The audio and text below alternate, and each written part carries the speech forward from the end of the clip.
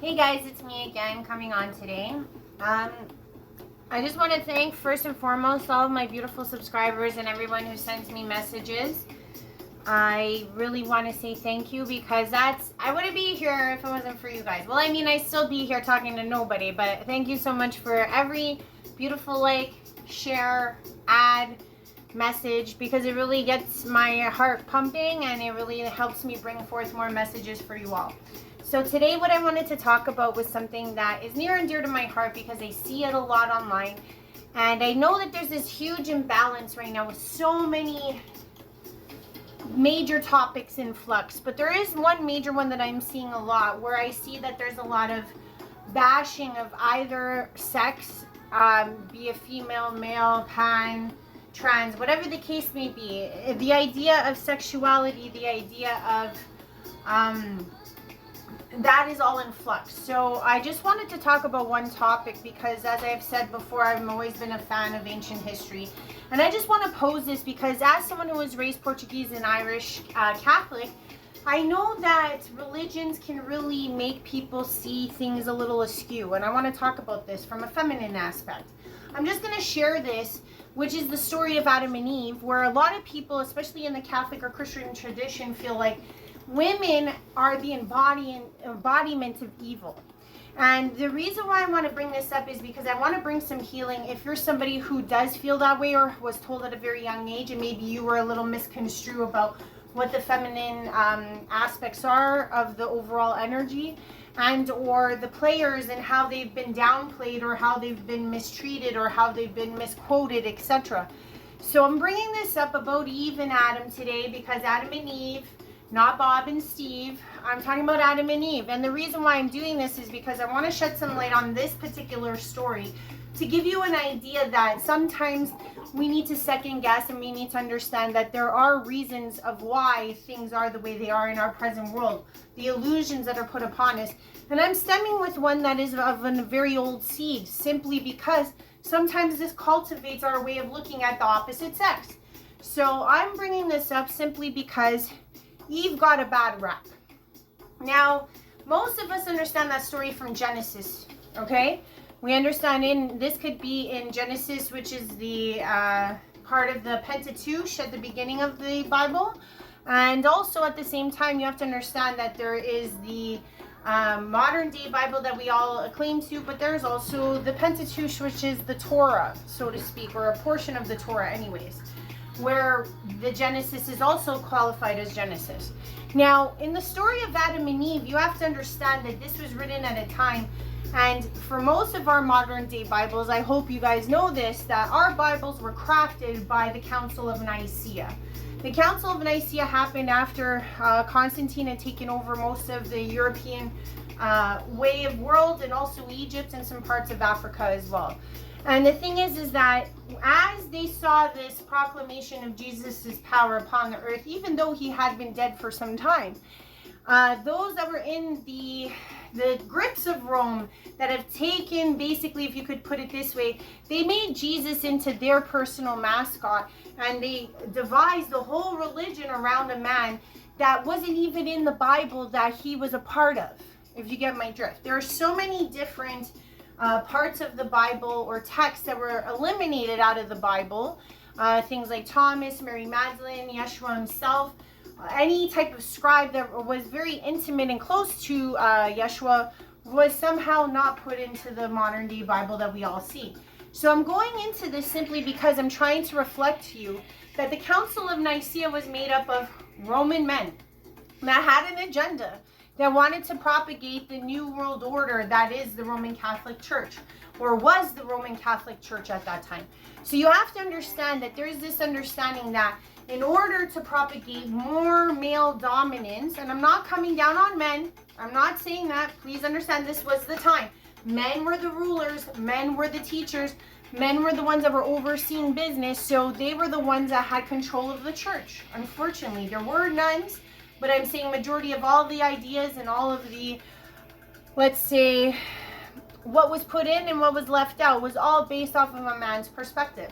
So when the story of Adam and Eve comes around, and this was also in Genesis, there were certain things that were left in and also at the same time not paid attention to, that is very important for someone who wants to get a full grasp of what these stories embody.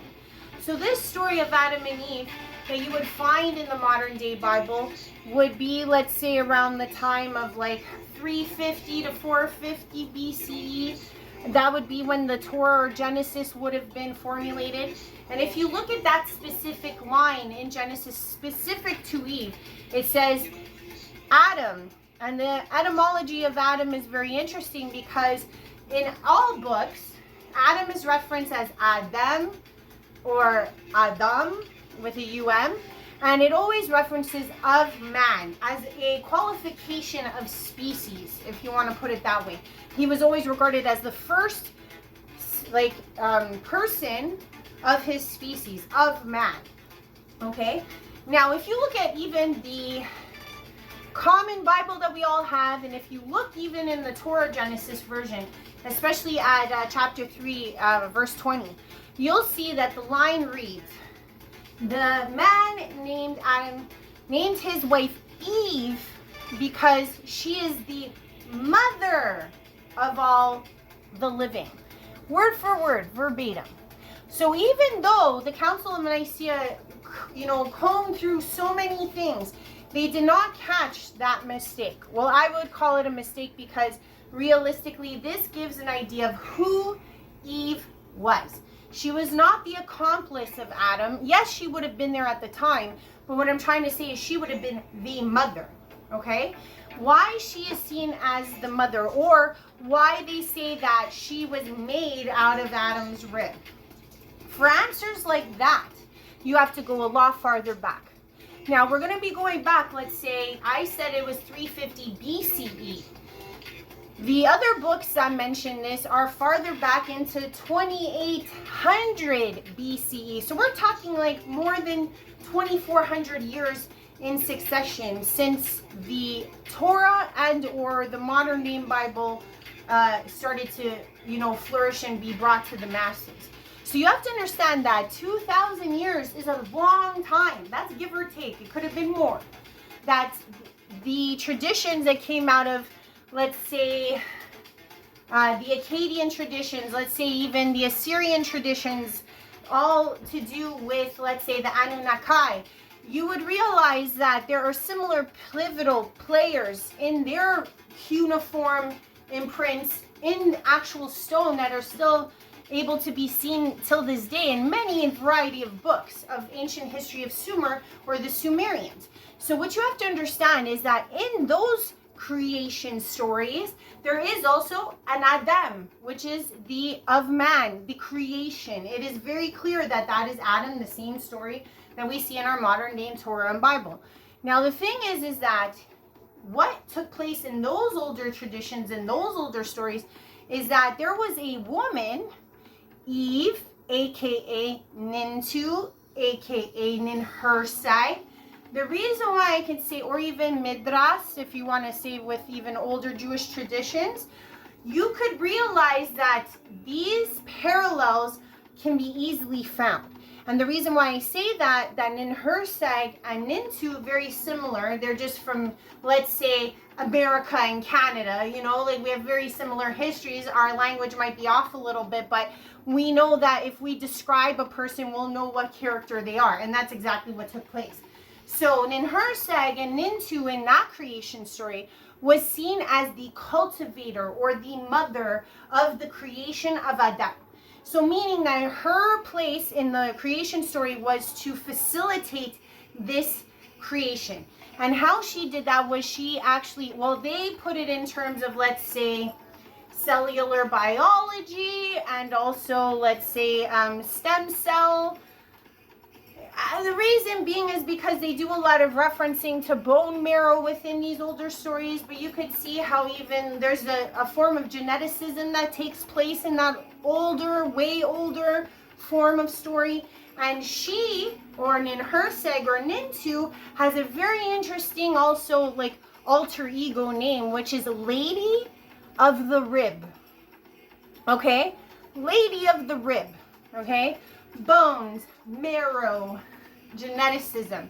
There are parallels within that story that highlight or allude to, and I wouldn't say that all archaeologists follow this train of thinking, but it was thought that part of her crafted them, and it was with the help of Enkis, right? That would, Enlil, Enki from the Anunnaki. They would have been the two brothers that came here onto this planet to create, like, let's say, a slave race in order to mine gold. If you are someone that is hearing this for the first time, please look at Sumerian traditions. Just type in Sumerian tradition creation story and you'll see it for yourself. But what I'm trying to talk about is the parallels that are so apparent that anyone could find. Whereas, like, in our modern day Bible, Eve is regarded as the mother, and in older tradition she is also equally known as the mother or the creator of the living. And that parallel of Lady of the Rib provided that in younger texts, meaning the Bible now, also talks about her being created from Adam's rib. The parallels are right there. So the thing is that we need to understand that maybe this character of Eve was never even this temptress that we're all talking about. Also, at the same time, what we need to understand is people saw that the serpent itself would have been seen as the devil at that story. But also in older traditions, you have to understand that the serpent could also mean multiple things, like Sophia, aka Gnosis, aka knowledge, aka health. The caduceus, for example, that you see in health is two serpents. Why? Because the serpent represented knowledge, gnosis, okay? So in the instance of where you would say that the devil would have been placated as a snake, it could also be that the snake or the character that they're describing wanted to bring forth knowledge. That could even reference to, let's say, the character Enki. Because Enki, between Enlil and Enki, one, which was Enlil, wanted to decimate the humans after the gold was retrieved. Enki, on the other hand, wanted to help the humans, give them more knowledge, and help them become their own culture and their own civilization, etc., by enforcing them or letting some humans know about certain Anunnaki traditions and information, and also technologies, so that they could, things even like how to grow crops. And then you could even go farther back, or not even farther back, maybe a little further forward, and you could look at Thoth, or you could even look at Enoch. Those characters, Enki, Thoth, Enoch, all have similar understanding of that. They were bringers of knowledge to the people, the people for simplistics on how to build civilization. So during that time of Adam and Eve, them being in this Garden of Eden, and this snake trying to show them how to be closer to God, let's say Adam and Eve, they said that the snake was tempting them, but really and truly, if you read it several times over, you'll notice it was just that the snake was trying to show them knowledge. So sometimes the story is telling you right in your face what is actually real, and the listening to the others that spun the story their way, aka the Council of Nicaea, aka every other preacher that took it upon themselves to insist that women were the evil seed of it all. Mind you, we are the mothers of it all, meaning human beings as well. So to condone and say that a whole side of our race is evil would put no pressure on the other side, meaning males, that they do no harm. And that in itself is an imbalance. It's a huge imbalance. If you love your mother, if you love your sister, if you are someone that is in a religion that you thought that it was okay to talk down to females simply because they were seen as the eviler one, or the one that brings forth evil onto the world, I want you to understand, a man is who wrote that story. So it was never from the perspective of a woman. It was never from the perspective of what maybe took place. And sometimes we need to dig a little deeper to understand how we can heal those wounds within us. Are you somebody that clings to stories like that to make sense of why things don't work out with the opposite sex? If you are finding that you have a lot of resentment towards the opposite sex and you use stories like this to give you reasoning behind why you should feel the way you do, I would suggest that maybe you need to do some healing when it comes to, let's say, the matriarch in your family or women in general. And I don't want to make this a man and a woman thing, because realistically we are all human, okay? Human, first and foremost. But I do want to say this because I have been seeing a lot of videos online about how women are the wicked and women are this and women are that. Not to say that there aren't any men bashing ones, but because I am a woman and because I do have some understanding of ancient history, I wanted to bring this forth. Maybe take a look at the book again, realize that maybe Eve was the mother, and you can rebuild or reshape or review the way you look at the feminine quality that is upon us, at least in the 52% percentile of the human population. Because once you can heal that side of yourself even outwardly, you can start to begin to heal it with inwardly, because we both have masculine and feminine qualities. So I just wanted to say this. Check out in her site, check out into, see the parallels I'm talking about. These are basic parallels for me, but in the sense that, like, I've read so much, but I've been noticing this Eve story coming up so much online, and it's been kind of like tweaking me and pissing me off a bit, because I'm like, you know what? I don't think she even got a chance to represent herself. So I'm not saying I'm the representative, but somebody has to point to those parallels to say, hey, maybe I looked at this the wrong way. Maybe that's not the whole story. And go educate yourself and figure it out too. That's all I want to say. If you do like what I'm saying, please like, please share, please subscribe. Let's learn to come together. Let's expel all the illusions that may or make up our existence today. Thank you and have a good one.